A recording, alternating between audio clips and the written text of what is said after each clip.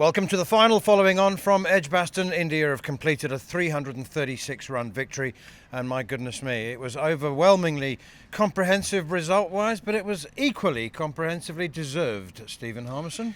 It was, Neil Manthorp. It was comprehensively deserved, I think, more than anything else. I think England were in the game at times, 200 for 5. I think they'll look at that point when they've won the toss.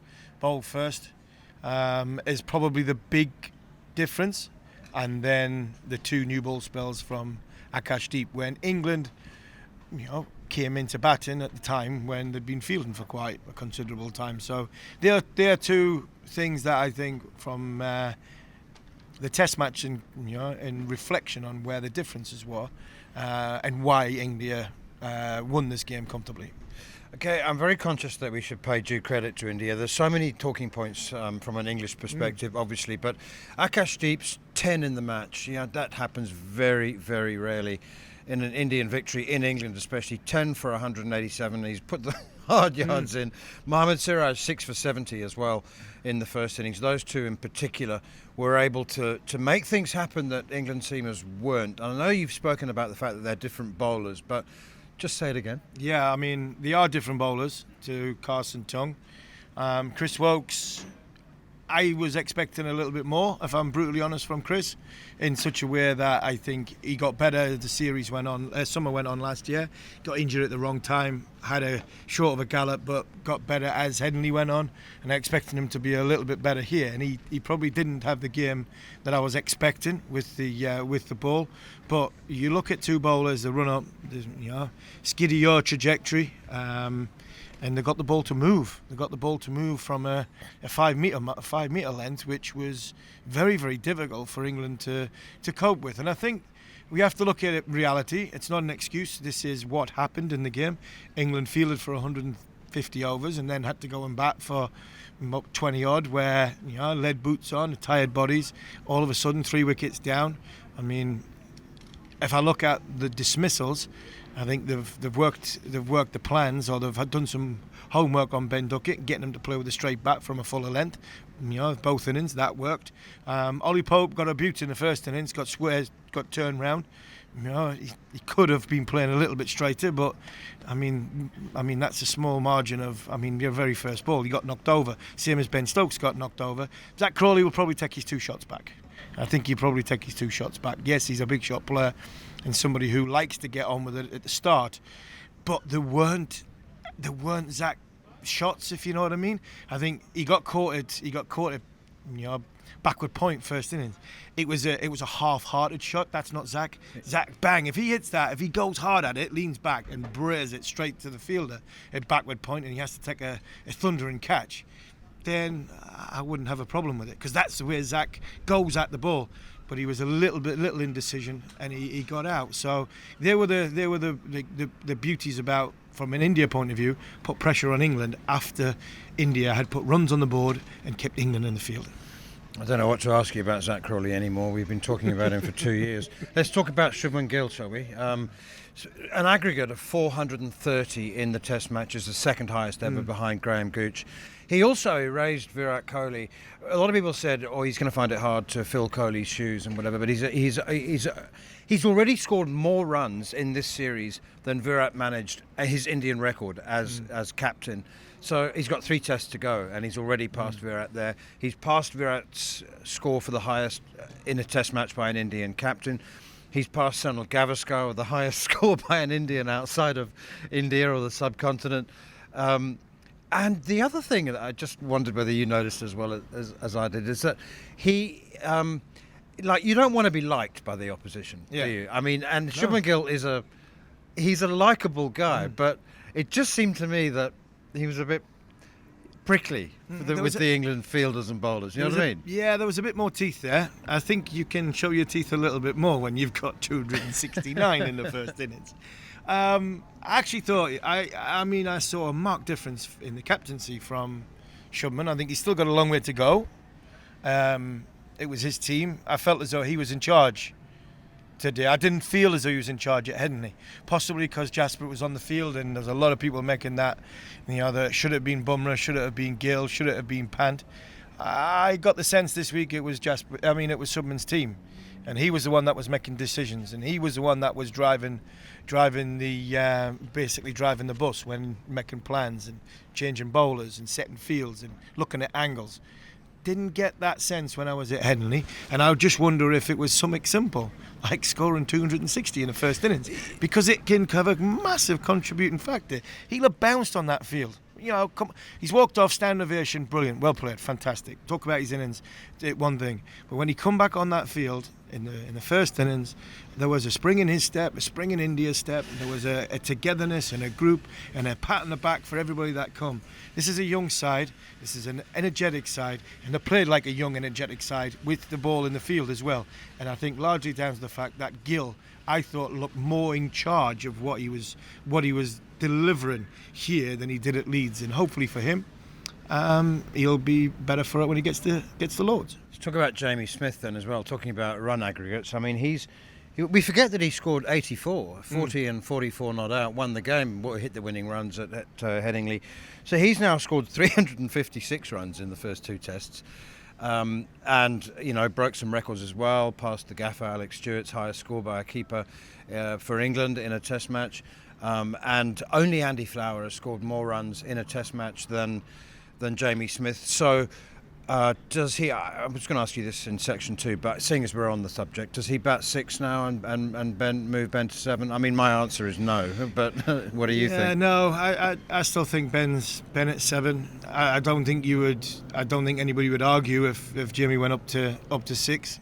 He bats 4 for Surrey. Yeah, I'm sure there'll be idiots out there shouting for him to bat 3 because of that problem position. It's like, hold on, what else do you want him to do? And start spinning plates as well. No, this boy is talented. First time I saw him, I thought he was so calm and accustomed to playing this game that we all love in such a way which would suit Ben Stokes' teams, which is an aggressive and a positive manner. Anybody thinks getting caught on the boundary, going for his third 6 when there's 28 overs left in the day, and anybody wants to criticise that, I mean, that's nonsensical. It really is. I know there will be that will try and sort of say this team doesn't bat out for a draws.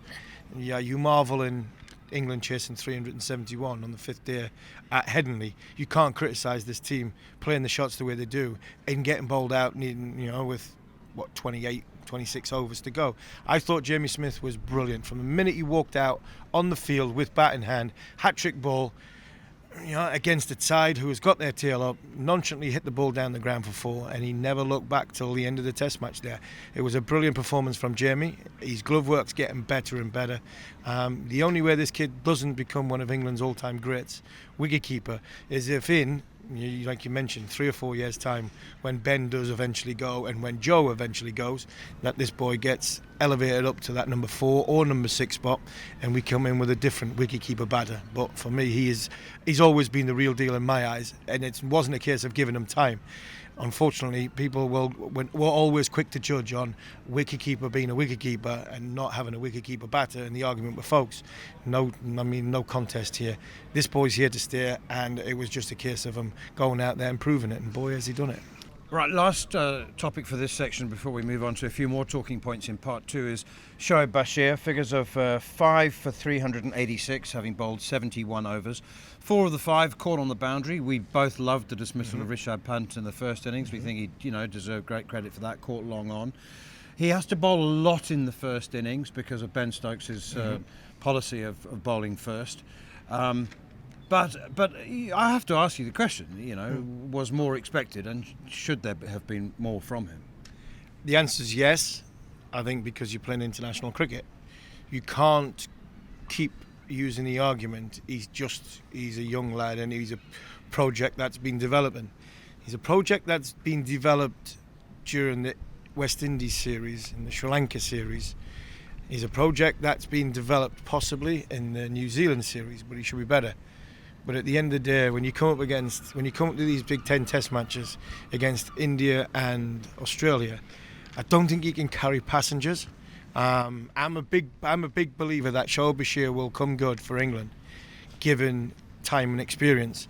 But unfortunately, at this minute in time, you've got Bryden Carse, who's not been as good as what he was in New Zealand. You've got Josh Tongue, who's not really as effective against that top 6 as what he is with the tail enders. You've got Ben Stokes, who you don't want to be putting too much pressure on with the knee and the hamstring and everything that comes with it.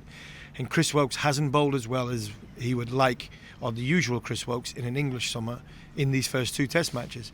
Couple that in, then it highlights what you've just said, 5 for 300 and 5 for 380 off 71 overs. Then that highlights, your spinner's not. It's not so much not doing his job, but you're carrying him as a little bit as a passenger. England, with this bowling attack at this moment in time, can't afford to carry any passengers. Not against Shubman Gill, Ravindra Jadeja, and the players that are on show for India. So it is a concern. I don't see it changing. I don't see Liam Dawson coming in. There was mention that Jacob Bethel's been bowling spin. At lunchtime and at tea time, that would be complete. I think that would be madness if you went down that road now. And England have invested too much. They've gone down too far. I think this would be the biggest. What am I trying to say here? From what England have done on the McCullum and Stokes, the loyalty and the faith and the belief they've shown in the teams, individuals, the likes of Crawley when he hasn't been getting massive amounts of runs, likes of Pope. They've backed him as vice captain and number 3. Same with Shoaib Bashir. There would be the biggest panic, I would say, that going in the McCullum and Stokes era going forward if they dropped Bashir. If they dropped Bashir, I wouldn't have an argument, because his numbers are telling you he's not been bowling well enough. I just don't think he's bowling an attack at this moment in time, which is helping him too much. And the decision to bowl first, I thought he bowled really well in that first innings at Headingley and didn't get his rewards that he should have done. I think since then, I don't think he's bowled anywhere near as good as he did then. And I think India have played him a lot better than they did in that first innings at Headingley. And if Liam Dawson was 6 inches taller? Well, if Liam Dawson was 6 inches taller, I don't think we'd be having we wouldn't be having the argument. But unfortunately, if you want to say that, there's about 15 bowlers who have bowled right arm spin, left arm spin for England, who might not even be playing first, might not even get a game of first class cricket because they were 6 inches smaller. So yeah, I mean, let's be brutally honest. If England were to make a change, I wouldn't be bringing in Jacob Bethel. I'd be bringing in Liam Dawson. You're listening to Following On with me, Neil Manthorp, and former England fast bowler Steve Harmison, as we continue to look back and digest and chew over the important moments of the second Test at Edgbaston.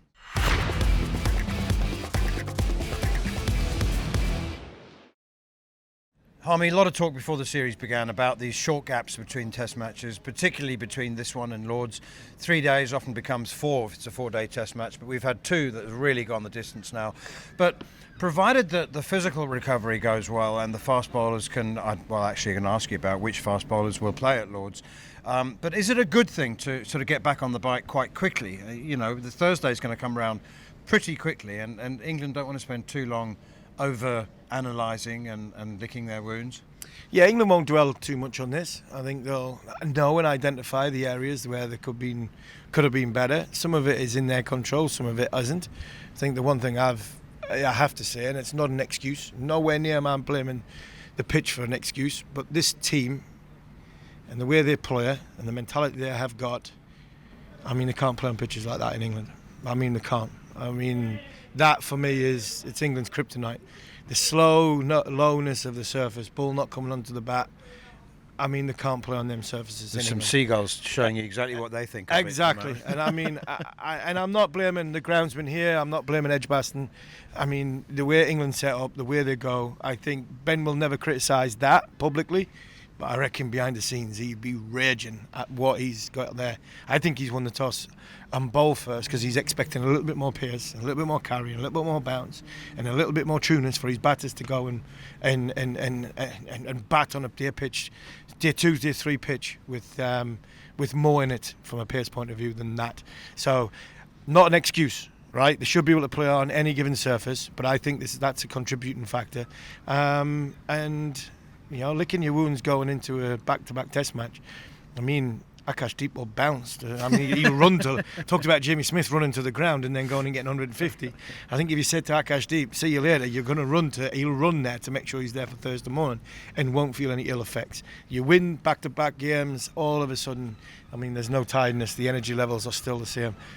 you lose. I mean, it hurts, and little aches and pains hurt that little bit more. But I've got no worries about this England side. Never have done when they get beat, because they look at what's in front of them. Never worry about what's behind. It's about what's in front. And that, for me, is the beauty about the Stokes-McCullum stuff. It's about what's in front. And we'll take on the challenge, and we'll toss the coin at 11 o'clock. At 10:30, we'll pick a team that we feel is good enough to win at Lords, and we'll go and take on the game, what's in front of us. Might be different from a personnel point of view, but won't be a different game plan. Just like every parent thinks that their baby is perfect and the most attractive, I think the groundsman here at Edgbaston did indicate to the England camp before the test began that he thought there would be pace and bounce in it. He said, "Don't worry about this pitch, it'll be fine." And I think England may have taken him at his word. I think Stokes would probably have bowled first anyway, but let's talk about the personnel changes potentially. Jofra has been bowling during the lunch and tea breaks. Not a lot, but a few overs. Michael Vaughan, interestingly, feels very strongly that Archer cannot possibly be ready to play Test cricket, having not played a Test for 4 years, having played one first-class game. And, I mean, nobody knows better than you how, you play... If you bowl 15 overs, that's the equivalent of between 10 and 12 kilometres. That's you know how conditioned you need to be. I know. So is he ready? And Gus Atkinson's back in the squad too after the injury. problem. The problem you've got is you've got Gus, who does bowl well at Lords. You've got Wokes, who bowls well at Lords. You've got Archer, who burst on the scene at Lords when he hit Steve Smith on the head. I don't think they can all play. I don't think you can afford them all to play in such a way that Atkinson hasn't played for 6 weeks. Hadn't bowled a great deal going into that game against Zimbabwe, and arguably was injured going into that game against Zimbabwe with a hamstring injury. I get what Michael's saying, and he's 100% right to the point of body, right? I think Jofra, skill set, no problem whatsoever. Seen a couple of balls in bowling there. Skill set wise, his overs, maybe he's 1 to 12 in the first 35 overs of the contest. He will be flying, no problem at all. But England have come off the back, and Ben and Brendan might turn around and say, well, we won't be bowling 150 overs if we've got Jofra and he bowls well. Granted, yes, point well made. But you've got to factor in that if England go to Lords and it's flat and it's nice and sunny, which it is, that the long-term forecast is for it to be decent. I mean, if Jofra does 120 overs in the first innings, to win a test match, you've got to take 20 wickets. And the hardest part of winning a test match is that fourth innings, getting the last 5 wickets when you've got very little in the tank. Adrenaline only gets you so far. And that's my only concern with Joff. Great to see him back, first and foremost. Skill sets, not worried at all. 4 over spells, fantastic. Back that, not a problem. But unfortunately, we can't take him off the field. We can't sit him we can't sit him in the changing rooms, get him in an ice bath while everybody else does the field, and then wheel him back out for 4 overs. He's going to have to stand at fine leg. He's going to have to stand at mid-off. He's going to have to chase the ball. He's going to have to be on there for 6.5 hours, if and when first innings, which will be the longer innings, comes. It's a gamble for me worth taking. It is a gamble for me worth taking. Where we get to from that, I don't know. But I think at this minute in time, going into Lords, I think England, I would rather gamble with Archer than gamble with Atkinson. I'll gamble with Archer, I'll go with Archer and keep Atkinson possibly for Old Trafford when Archer can't play. I mean, he can't play, and then if it's 2-2, it's all eggs in one basket, one big effort, and you go to the Oval. That's potential minds what you go through. But look, listen, it's great to see the boy back. I was over the moon to see him training. Skill sets I've got no problem with. I think he'll be fine. I just think the longer the game goes on, and if it goes into Day 5 like we've had at Head and here, the ramifications of that going forward could be huge for Jofra, and that for me is the only thing I'm concerned about. So just finally then, Wokes definitely plays, does he? He's got 32 wickets at 13 at Lords. He's got 100 as well. It's a ground he obviously loves and has performed at. Does that mean as much as a lot of people make out that, he's got such a great record at this ground, therefore he must play? But he's got that record when he was at the top of his game and bowling really well. And And I wonder whether that's still the case. That's the problem. I think that's something Ben has got to really think about over the next 3 or 4 days. Going to Lords, looking at Chris in the eye and thinking, right, are you the Chris Woakes that averages 13 at this ground? Or is that zip not quite there?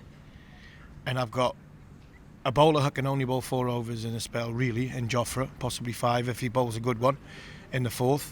And me, as in Ben, who I don't really want to be bowling 40 overs in a test match. Can I afford to go in, not with another passenger, because that's totally disrespectful to Chris, but a bowler who might not be the one that I'm expecting that averages 13 here. And I think there's only Ben and Brendan can make that decision, and I think that'll be a gut feeling. I don't think that'll be made until, it wouldn't surprise me if England don't pick their side until possibly on the toss. I think this is one time they might have to take this deep in thought and try and get the right selection just before they go out and make that toss, because there's loads of them. There's loads of them in that conversation. Does Tongue play because he cleans up tails, but he's not been the greatest at the top 4. Top there, the sort of higher up in the order. Does Cars keep his place? If Woakes doesn't play, probably Cars has to play, because you need that number 8 who can balance the bowling attack with the batting unit. These are things that they would have. Will England just go, right, we need 20 wickets, we're going to go all in and we're going to go with Sam Cook, Jofra Archer, either Jamie Overton or Gus Atkinson. Anything could happen with this group, and you can't second guess them. If it was me, everybody in, I probably would back my experience, and I probably would go with Archer, probably Cook, and then I'd probably think about leaving Chris Woakes out and then pick him. Very quickly, at the World Test Championship final, it was almost a month ago now, we had over 20 wickets in the first 2 days. The ball was doing plenty, and it flattened out, and by the 4th morning it was a batsman's paradise. So do you reckon we're going to see another chief executive's pitch at Lords? I mean, I'd like to see the World Test Championship pitch. That was a good one for both bat and ball. And having spoke for the first 10 days of this contest, people are probably sick of my voice. So a nice 3-day would go down well in England on the sort of positive side of it. To be honest, I think all England want is a bit of pace. Give them a bit of pace. Give them a bit of life in the pitch, a bit of pace in the pitch. They wouldn't be bothered about any movement, but I tell you what, if they've got a bit of pace in it, they'll say, right, let's take India on that, and I think they'll be happy. Another chief executive slow one, and I think Ben might pull his hair out. What's left of it. You're listening to Following On with me, Neil Manthorp, alongside Steve Harmison, as we look back at India's magnificent series-levelling victory by 336 runs at Edgbaston.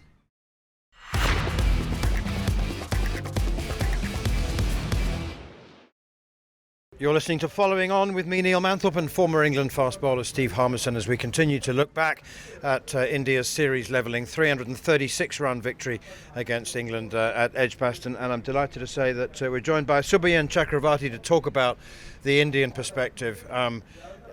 Eulogise, really. I mean, I don't know whether there was anything.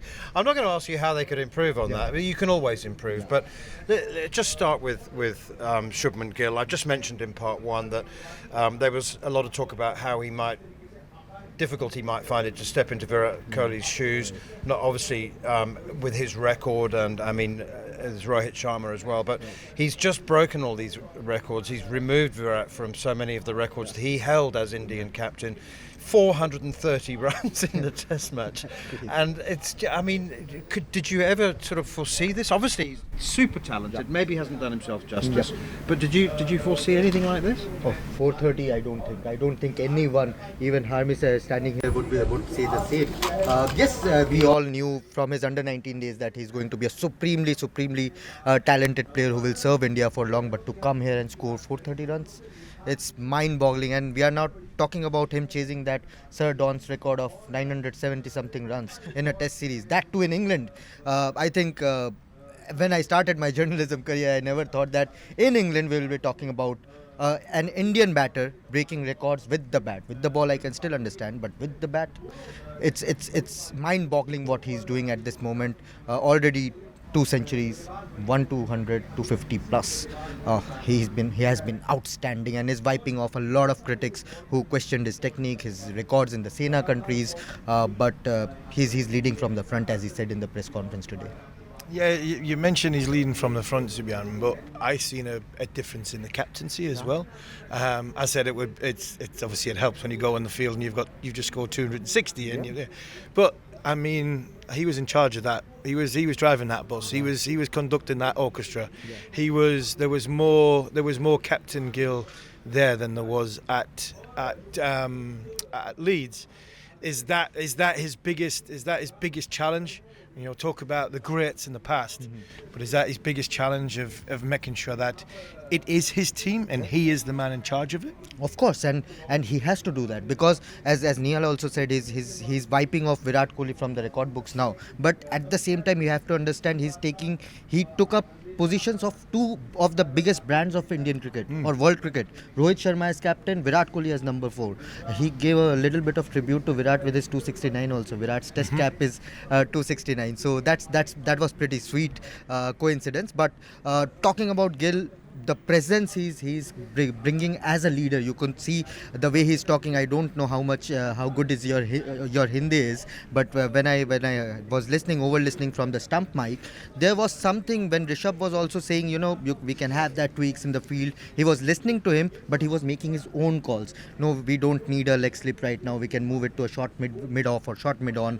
He was talking to his bowlers constantly, and also given that freedom to other senior players like a KL Rahul or a Ravindra Jadeja to talk to other bowlers or the fielders who are standing there. So at the same time, he's giving freedom to and not making the other senior players, these are big ego players, and not making them look a bit small that I am the captain, I am everything. He's not doing that, but at the same time, subtly, what he's doing, he's saying this is my team, and that's what he said in the press conference before the start of the match, that this is one of the finest Indian teams to have come here. Subhayan, I've been working with Manas for about 4 years now, and never mind my Hindi, he struggles with my English now.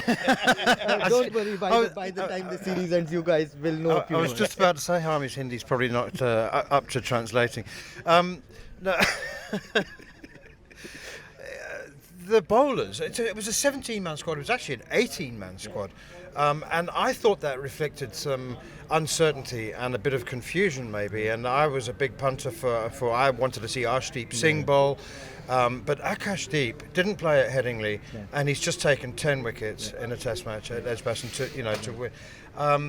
And Ryan Tendusgarter, one of the assistant coaches, 2 days before this test match said, we've got a lot of options and we've got a lot of decisions to make, but we'll figure it out. And again, I thought that it sounds actually like plans aren't that clear. And I'm not sure how clear they actually were, but they look really clear now. The best part about Gautam Gambhir, and I have seen him as a coach of the IPL team, Kolkata Knight Riders as well. He's very clear of what he wants to do. People may call him headstrong, people may call him rigid at some point, but he knows what he wants to do. Yes, sometimes it may come off, sometimes it may not, but he knows what he wants to go out there and want his team to execute. And that is what Akashdeep, the plan with Akashdeep was.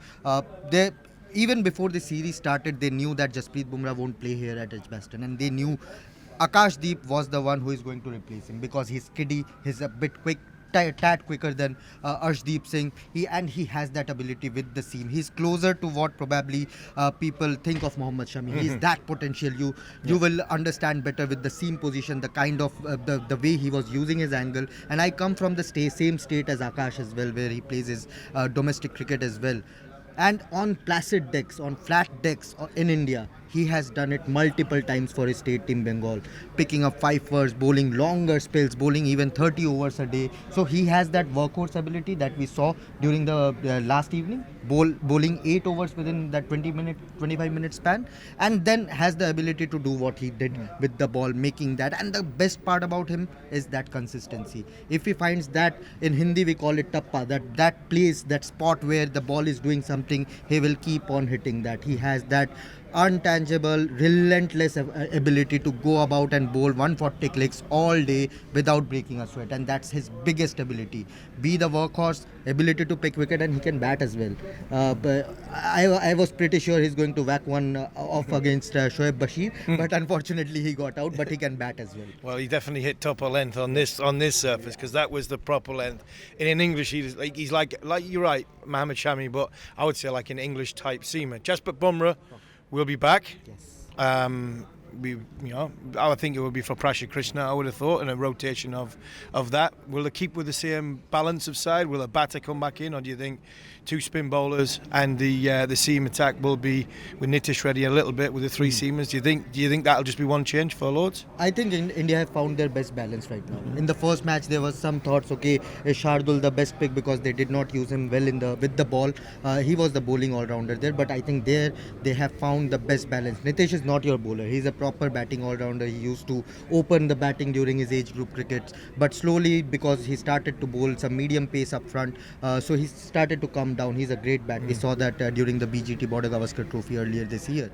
But the thing with this combination is you get batting depth, you get two spin option, you have three of your most informed bowlers at the moment. Plus, if you want to rest someone in between or try your luck with a few things, try the golden arm of Nitish Reddy. So batting wise, you have batting till 9. Bowling wise, you have all different options. Siraj is a different bowler than Bumrah. Akashdeep is a different bowler to Siraj. So you have different skill sets out there. Plus also two different kind of spinners. Whether they will be tempted to pick a Kuldeep Yadav. Given the slope of Lords plus the heat, I'm seeing the forecast are above 30 degrees for all 5 days. That could be a tempting decision. Go for 20 wickets much earlier, but I don't think they will tweak that much after this historic win. Finally, we can't let you go without speaking about Ravi Jadeja and Rishabh Pant. I mean, Jadeja just seemed not in the game at Headingley. I don't know what it was. I mean, he was fielding on the boundary. He didn't bowl particularly well. He looked last up, dropped a catch. And he was bouncing all over the place like a kid on sugar today. This game, absolutely super. Refound his mojo. The senior player in the team, and Rishabh Pant is just the sparkling jewel of world cricket, isn't he? Absolutely, and I think in the first match in Headingley, Jadeja did not get the pace right. He was bowling tad quicker. Shoaib Bashir unlocked that ability with bowling slightly slower, 74, 75, 80 kilometers per hour. But Jadeja was firing missiles, 95, 98 kilometers per hour. And even Rishabh in that match was constantly telling Jadeja to keep it a bit away from the batters, bowl a bit slow, but Jadeja kept on firing them. So here he got it right. He was active. He knew that bend ducket catch have costed India big time. But this time around he knew that, I am the senior guy. I have to step up, and which he did exceptionally well. And that those two knocks I think will give him a world of confidence. But I still would expect a lot more wickets than Ravindra Jadeja, especially on a day 4 or a day 5 wickets. And India, the people of India. Well, they'll be bouncing now, won't they? Oh. They'll be bouncing now. I mean, day 5 here, it's been the majority of fans have been Indian fans. What an atmosphere they made. I never imagined that, covering my first test match at Edgbaston, I would see the Eric Holly stand packed with Desi crowd, with Indian crowd. So the Indian crowd took over here in Edgbaston, and I'm pretty sure you will see some wild visuals on social media platforms of people celebrating, because deep down we want this Indian team to do well, because this is a team in transition. When Virat Kohli took over from MS Dhoni, the entire country came in and backed the next big thing of Indian cricket to do well, and he ultimately became the biggest advocate of Test cricket. I think Shubman is walking on the same path, and maybe will touch the same sky as him.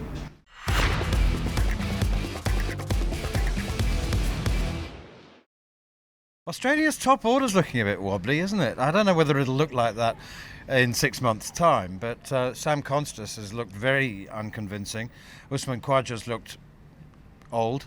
Cameron Green hasn't looked like a number 3. I don't know. I mean, is it?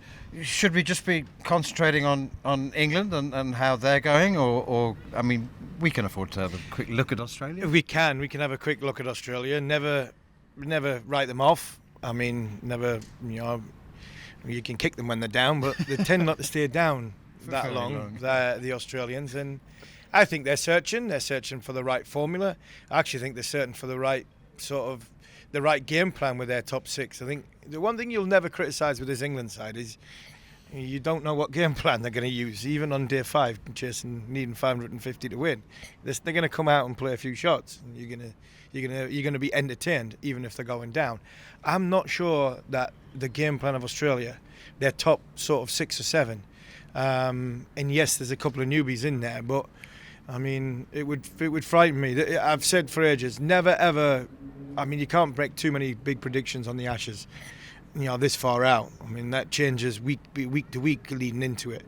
The bowling attack will never ever make me think that Australia won't be a force in any contest they're playing, because at this moment in time, the reason why they're winning games is because of that bowling attack, and they will win games in Australia because of that bowling attack. Do they stick with youth and naivety and the odd mistake like England have with Ollie Pope, Zach Crawley, one or two others, and back that your Joe Roots, your Ben Stokeses will constantly stand up? I know Ben's gone through a bit of a barren time, and your Harry Brooks will stand up. That's the conundrum for Australia at this moment in time, because I can't believe at this point now that Marnus Labuschagne will not be batting number 3 for Australia in Perth on the first Test match. He might come back and play for Glamorgan back end of the summer. Away to runs in the Sheffield Shield, and his experience will be back, and he'll be back in the side. I've got no doubt with that. But where they get their opener from, I'm not so sure. I make joke a lot of times for the first 20 balls. Ollie Pope's on roller skates. Watching Sam Constance, he's on ice skates, never mind roller skates. And he's got to work it out himself, because he's the one that's got to go out in the middle. But at this minute in time, if I was Australian, I'd be worried about their top 6. I'm concerned about England's bowling attack. I'm not worried about England's batting unit. Yeah. I'm not worried about Australia's batting unit, but I would be concerned about how I would be exposing, like we did for many years. How do we not expose Joe Root at 20 for 3, and we sometimes are still doing it? I wouldn't want to be exposing Steve Smith at sort of 20 for 2 too many times in the Ashes. Nathan McSweeney and Matt Renshaw are currently opening for Australia A, looking for a place in that top order. And I was just about to say, our equivalents in Australia would be standing somewhere in Sydney and Melbourne going, and by the way, did you see that England attack at Edgbaston? Yeah. Jeez, how are they going to bowl us out with the kookaburra? Exactly. And that's why you never predict the Ashes. The one thing I'll say to our counterparts in Australia, and I'm not going to try and do an Aussie accent because I struggle with an English accent, as you know, is that England, I think, have got assets that we are getting ready for Australia. Mark Wood won't bowl, I don't think, until Australia. Jofra Archer will be eased back into Test match cricket, ready for Australia. Everybody that Australia have used in their top order have failed in the past. Marnus, with the exception of Marnus, all these McSweeneys and the Renshaws and whoever's going to come into that top order, they've had a go and they've not performed. Where England are playing bowlers here that probably aren't performing, but the ones that are going to come back in and are going to try and get themselves fit and firing for have performed in international cricket at a very, very high level. So that's given me hope that we can get 20 wickets in Australia. Just 2 more news items before we move on to the final word. Really good to see England's women get back into the T20 series, 5-match T20 series with India, and they were heavily outplayed in the first 2 games, but a thrilling last ball win at the Oval.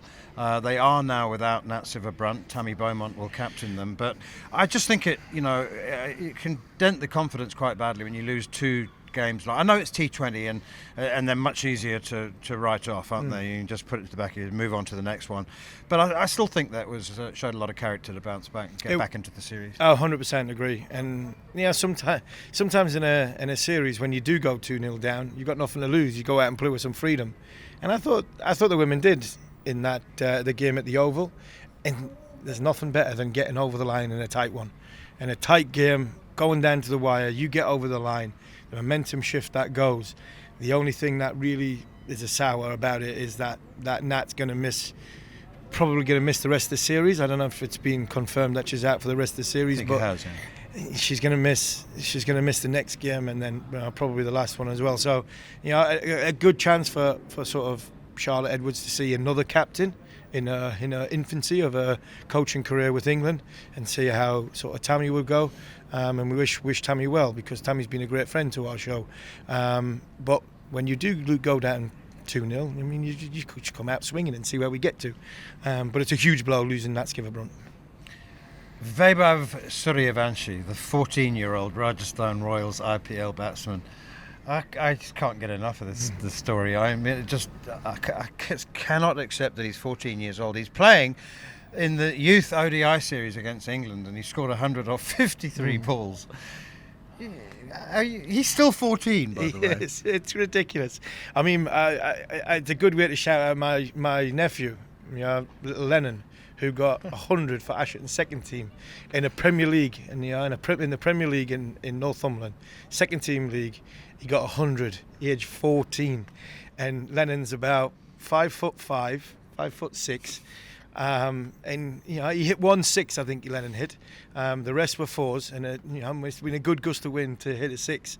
But to watch this young boy, play against England's best under-19 crop. I mean, James Minto, who I know pretty well from Durham, who's got a bit of pace.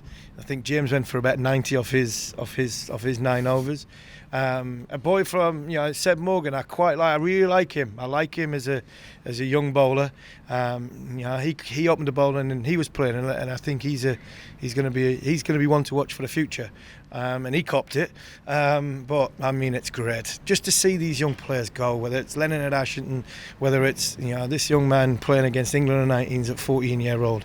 I mean, it's a brilliant. I mean, to cover that from a cricketing point of view is spectacular, because I mean, he hit a lot of sixes, and I've seen some of the footage of them, and they didn't just go over the rope. They went a long way over the rope, and they were playing on adult-sized boundaries. It's a brilliant story, and fingers crossed he keeps going. India don't put too much pressure on him. The world doesn't put too much pressure on him. He's 14-year-old. Let him enjoy his game. Let him enjoy his cricket. I can't believe how often the sun comes out after a cloudy 4-day game or a test match. Here we are, bathed in sunshine for the first time in this test match. It's been cloudy and overcast and cold. We're on to the final word. We've got... you don't know what these are, do No, you? I don't. I've got 2 surprises for you then. They both concern the BCCI, and neither is controversial. Oh, so that's that'd be good. a first. Yeah, that's good, isn't it? On the second day of this test match, Ravi Jadeja took a car from the team hotel to get to the ground early to have an early net, because he's struggled with the bat in Headingley.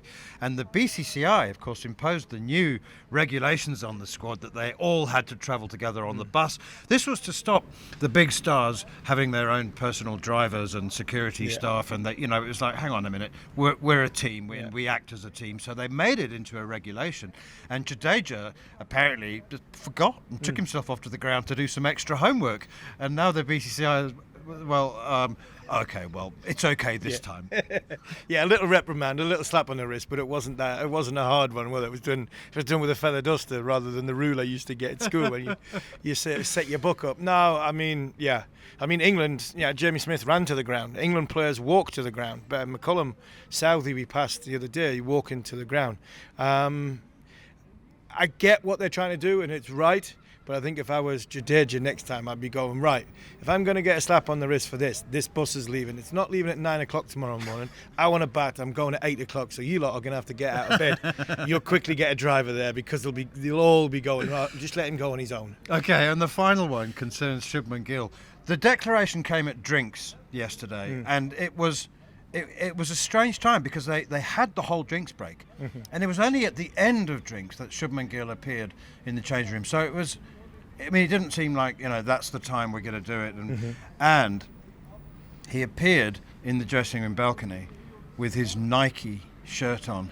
Oh, no, he did, didn't he? 6 months after the BCCI signed a multi-million dollar with Adidas. Oh, no. Shubman, what have you done? Black socks in the first game. There's talk now of Adidas taking legal action against the BCCI. No, wow. I mean... For me, if I was Shubman Gill at this moment, I've just got 430 in a test match. That would be the least of my worries. But unfortunately, you are an ambassador. You are meant to wear and... We're talking a lot of money. Talking a lot of money, but you're also talking about a little bit of doziness and try and put it into perspective. Yes, he might have a shirt that he's been wearing for years and years and years underneath his shirt that he feels as though it fits well with him, and the new manufacturers probably haven't been able to find that replica than what it was from before, from Nike to Adidas. I hope it doesn't end legally, because it probably was just a little bit of doziness. But like I said before, I've just won a test match. I'm 600 runs in the series. I'm 430 runs in a test match at Edgbaston. That's the least of my worries. You've been listening to Following On with me, Neil Manthorp, and Steve Harmison. And we'll be back at a similar time a little bit later next week to look back at the Lord's Test and cover other bits and pieces of news. Don't forget, you can listen to live ball-by-ball commentary from Lord's. Our coverage starts at 10:30 on Thursday. That's for overseas listeners. But for now, this has been Following On.